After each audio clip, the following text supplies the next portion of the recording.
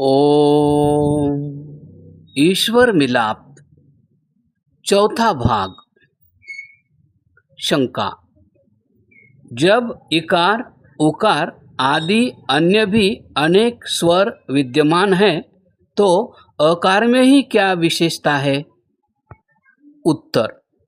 विचार करने से पता चलता है कि जब यह अकार किसी हल अक्षर से मिलता है तब उसकी ध्वनि को स्पष्ट तथा सरल तो बनाता ही है, परंतु अपने को छिपाता और उस वर्ण के उच्चारण में भेद नहीं आने देता है। परमात्मा ने सर्व संसार को बनाया और अपने को छिपाया है। वह सब का आधार है, फिर भी निराकार है। प्रभु के इस एक गुण के साथ अकार का सहचार है, यही इसमें विशेषता है। परोपकारी पुरुष का भी यही स्वभाव होता है कि वह दूसरे के कार्य को तो बनाता है किंतु अभिमान में नहीं आता, प्रत्युत भूल जाता है। इस अकार को परोपकार से प्यार है, यही इसमें उत्तमता है। इकार और उकार आदि स्वरों में यह गुण नहीं। वह जिस हल अक्षर के साथ मिलते हैं वह अपने को दर्शाते हैं और उसकी ध्वनि को अपने अनुकूल बनाते हैं। इकार और उकार आदि स्वर कभी कभी हल के स्वरूप में परिवर्तित हो जाते हैं। स्वर होने पर भी वह दोष इनमें विद्यमान है, परंतु अकार कदापि इस दोष से दूषित नहीं होता। यह सर्वदा स्वतंत्रता और स्वाधीनता का पक्षपाती है। स्वरूप का परित्याग करना इसके स्वभाव में ही नहीं। जब कभी अकार स्वर से मिलता है तब इसके स्वरूप और ध्वनि में तो भेद आ जाता है। जैसे अ अधिक ई मिलकर ए, अ अधिक उ मिलकर ओ हो जाता है, परंतु अ का सहचार उनके साथ तब तक ही है जब तक वह स्वर के रूप में रहते हैं। ए और ओ में मिले हुए ई और उ जब स्वर को आगे निहार अपने स्वरूप को त्याग कर व्यंजन की अवस्था य और व में आ जाते हैं, तब अ उनसे पृथक होकर अपने स्वरूप में स्थित हो जाता है। यह दूसरी विशेषता है। आत्मा के प्रयत्न से जब अंतस्थ वायु का आघात होता है तो वह वायु कंठादि स्थानों में होकर पुनः जिह्वा के प्रयत्न से अक्षर, शब्द और वाक्य के रूप में बन जाता है। जिन स्थानों से अक्षरों का उच्चारण होता है उन सब में प्रथम स्थान कंठ है और जिन अक्षरों का कंठ स्थान है उन सब में अकार प्रथम अक्षर है।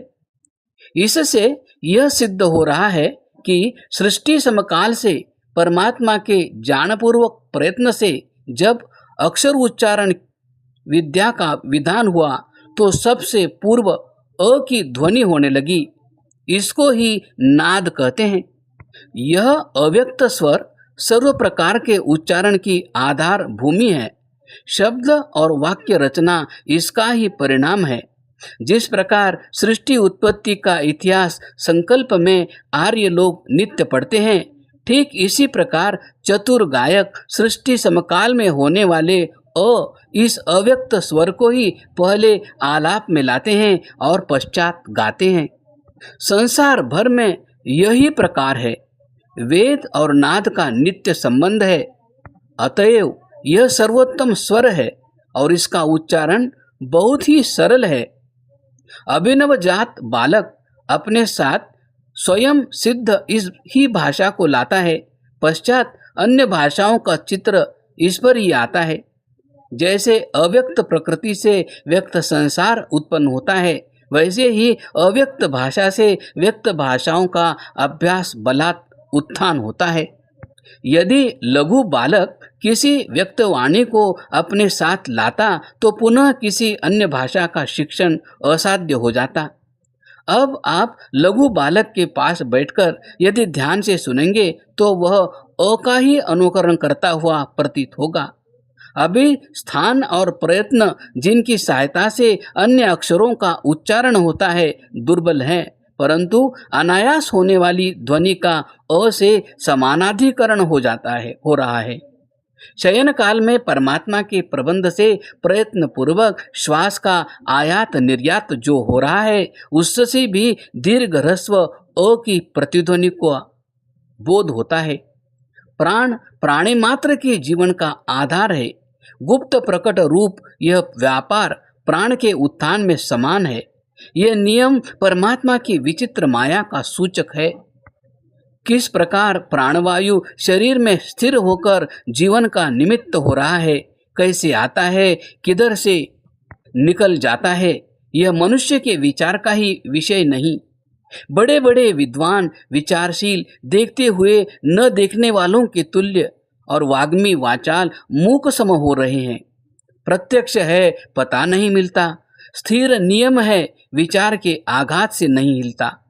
निर्धन हो अथवा धनवान, निर्बल हो या बलवान, मूर्ख हो या विद्वान, बालक हो या जवान, रोगी हो या योगी, सुखी हो या दुख भोगी, आलसी हो या पुरुषार्थी, स्वार्थी हो या परमार्थी, उदार हो या कंजूस, दाता हो या मक्खी चूस, सकल हो या विकल, बेकार हो या बाकार, यह नियम सदा सर्वत्र समान विद्यमान है।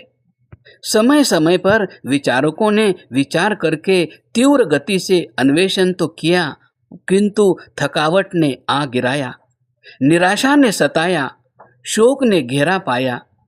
जब कुछ बोध हुआ तो सर उठाया, तब यह वचन मुख से कह सुनाया। यह सौदा अक्ल के तराजू में तोला न गया, खामोश हो गए, फिर बोला न गया। जिन स्थानों से अक्षरों का उच्चारण होता है, उन सब में कंठ स्थान आदि है और ओष्ठ स्थान अंतिम है, शेष स्थान मध्यवर्ती है। अकार परमात्मा के तुल्य, परिणाम विकार शून्य सर्वावस्था में समान है। अकार जब स्वर के रूप में विद्यमान है, तब मोक्ष पद प्राप्त जीव के समान है, और जब हल के स्वरूप को धारण करता है, तब स्वतंत्र मोक्ष पद से पृथक होकर जन्म मरण के बंधन में गिरता है। मकार का उच्चारण ओष्ठों के परस्पर मिलाने या हटाने से नहीं होता, प्रत्युत मिलाकर खोलने से होता है। यह प्रकृति की दो अवस्थाएं हैं। कभी संसार सूक्ष्मता की ओर गति करता हुआ प्रकृति के रूप में जा समाता है, और कभी प्रकृति स्थूलावस्था को प्राप्त करती हुई दृश्यमान संसार के स्वरूप में आ जाती है। जीवों की बद्ध मुक्त और प्रकृति की सूक्ष्म स्थूल भेद से दो अवस्थाएं प्रवाह से अनादि हैं। इनके परिवर्तन में परमात्मा का ईक्षण अर्थात ज्ञानपूर्वक संसार का निर्माण और न्याय व्यवस्था से कर्मफल का विधान ही निमित्त कारण है। अन्यथा न हम न तुम, यह दफ्तर ही गुम। संसार अवस्था को देखकर यह कल्पना साध्वी ही है। प्रकृति का संकोच और विकास तो प्रत्यक्ष ही है, परंतु म का दूसरा रूप अनुस्वार बिंदु है। इसका सर्वदा सहचार स्वाधीन स्वर से ही होता है। जो अक्षर हल है, उनके साथ इसका कदापि मेल नहीं होता।